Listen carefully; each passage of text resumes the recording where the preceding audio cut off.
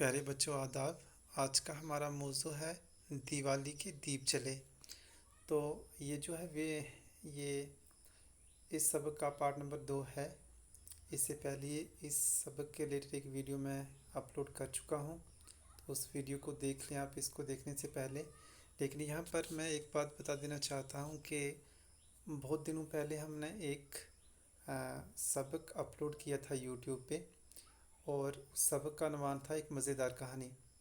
तो उसमें क्या हुआ था कि वो जो कहानी थी काफ़ी लंबी थी, और उस कहानी को पढ़ते पढ़ते जो दो लफ्ज़ थे, एक था गीज़ा और एक था सुबहान अल्लाह। तो उनको गलती से मैंने गीज़ा को गज़ा और जो सुबहान अल्लाह था उसको सुजान अल्लाह प्रोनाउंस कर दिया था। तो इन दोनों को आप ठीक कर लें, क्योंकि असल में जो गीज़ा होता है जब हम बुक पर देखेंगे तो वो ऐसा ही लिखा होता है, और आप इस पर थोड़ा सा गौर नहीं करेंगे तो ये गज़ा ही पढ़ा जाता है, क्योंकि इसके नीचे ज़ेर की इलामत भी होती है, लेकिन ये उन्होंने उर्दू लिखते वक्त लगाई नहीं होती है, जिसकी वजह से ये गीज़ा का गज़ा ही पढ़ा जाता है। तो ये लफ्ज़ गीज़ा होता है, इसके नीचे ज़ेर की इलामत भी होती है लेकिन उन्होंने लगाई नहीं होती है, जिसकी वजह से गज़ा पढ़ा जाता है। और दूसरा लफ्ज़ था सुबहान अल्लाह। ये ऐसे होता है सुबहान, यानी ये नुक्ता थोड़ा सा यहाँ होता है पीछे। तो ये था, इसको गलती से सुजान पढ़ दिया था, लेकिन ये सुजान या ये सुबहान है, तो इसको आप ठीक कर लें। क्योंकि ये कहानी जो थी काफ़ी लंबी थी, इसलिए जल्दबाजी में पढ़ते हुए इस चीज़ का ध्यान नहीं रहा, और इनको जो गीज़ा थी इसको गज़ा बोल दिया, और जो सुबहान था इसको सुजान बोल दिया। तो इसलिए इन दोनों लफ्ज़ों को आप सही कर लें, ये गीज़ा है और ये सुबहान है।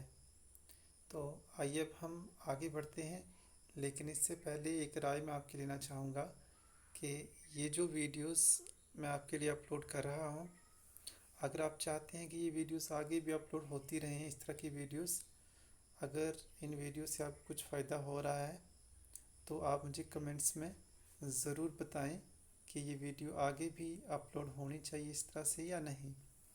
और अगर आपको ये वीडियोस अच्छी लग रही हैं, अगर इनसे आपको थोड़ा बहुत कुछ भी फ़ायदा हो रहा है, तो वीडियो को ज़्यादा से ज़्यादा शेयर करें और चैनल को सब्सक्राइब ज़रूर करें।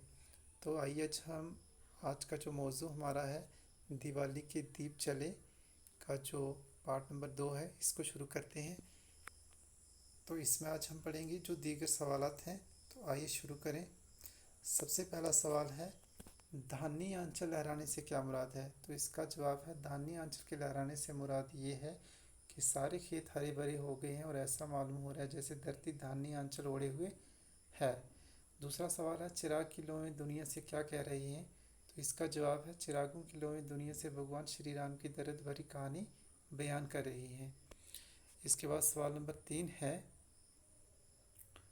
मंडेरों से नूर के चश्मे किस तरह फूटते हुए लग रहे हैं? तो इसका जवाब है, दिवाली के दिन घरों की मंडेरों पर चिराग जलाए जा रहे हैं, जिनको देखने से मालूम होता है कि मंडेरों से नूर के चश्मे फूट रहे हों। इसके बाद सवाल नंबर है 4, रात के दिल में घाव लगने से क्या मुराद है? रात के दिल में घाव लगने से मुराद ये है कि दिवाली के जलते हुए दिए रात को रोशन कर रहे हैं।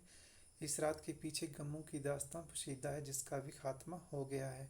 ये रात अब रोशनी में बदल दी गई है, इसलिए इसके दिल में घाव लग रहे हैं। यहाँ पर जो रात है इससे मुराद गमों की रात है, जिसका भी खात्मा हो चुका है। तो गमों की रात ख़त्म हो गई है, इसीलिए रात के दिल में जो है वो घाव लग रहे हैं। सवाल नंबर 5 है, शायर गम की कथा क्यों सुना रहा है? तो इसका जवाब है, शायर गम की कथा इसलिए सुना रहा है कि कहीं ऐसा ना हो कि लोग इस खुशी में मगन यानी मस्त होकर उन गमों को ही भूल जाएं, जिन्हें कभी भुलाना नहीं चाहिए।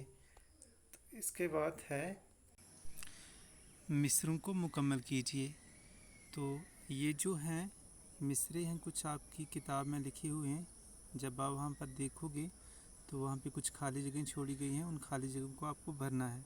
तो यहाँ पर जो भी इनके जवाब हैं मैंने सिर्फ वही लिखे हैं, तो आप बुक में देख लें और यहाँ से देख के आप भर सकते हैं। तो इनको मैं एक बार पढ़ के बता देता हूँ कि ये जो खाली जगह वहाँ पे है इनमें क्या आएगा। सबसे पहले है वो आंचल धानी, इसके बाद है नूर के चश्मे फूट पड़े, इसके बाद है दिल में घाव लगाते जाते हैं, और जो चौथी खाली जगह हुई इसमें होगा कि ये रवानी, और पांचवी खाली जगह में होगा साजे निशाते चरागा। इसके बाद है मुतज़ाद अल्फाज। तो मुतज़ाद अल्फाज जो हैं इनके बारे में मैंने आपको पहले ही बताया है कि इंग्लिश में हम इनको अपोजिट वर्ड्स भी कहते हैं या फिर इंटोनियम्स भी कहते हैं। तो सबसे पहले लिखा है शब, तो इसका मुतज़ाद क्या होगा, रोज़, क्योंकि शब का मतलब होता है रात और रोज़ का मतलब होता है दिन।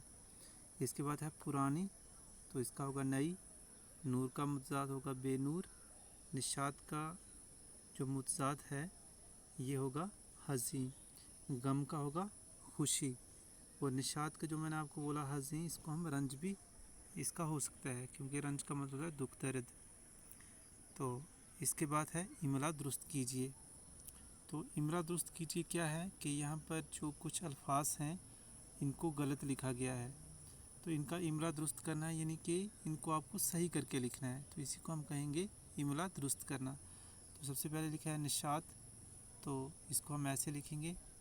सास होता है, इन्होंने लिखा है सवाद से, तो हम सीन से इसको लिखेंगे तो ये सही होगा। इसके बाद है बेवतन, तो बेवतन ऐसे होगा। सलोनी जो है वो ऐसे नहीं बल्कि ऐसे होगा। चिरागा जो है वो ऐसे होगा।